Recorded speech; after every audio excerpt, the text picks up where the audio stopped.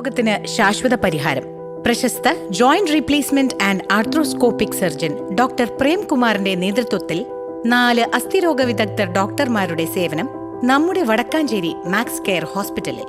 ബുക്കിംഗിനായി ബന്ധപ്പെടേണ്ട നമ്പർ 9496948422.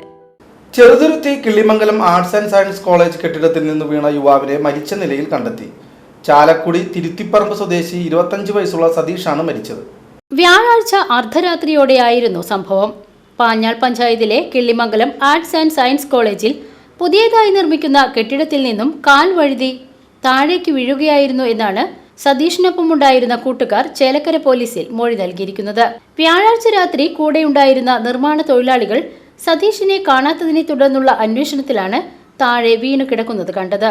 ഉടൻ തന്നെ ചേലക്കര സ്വകാര്യ ആശുപത്രിയിൽ എത്തിച്ചെങ്കിലും ജീവൻ രക്ഷിക്കാനായില്ല.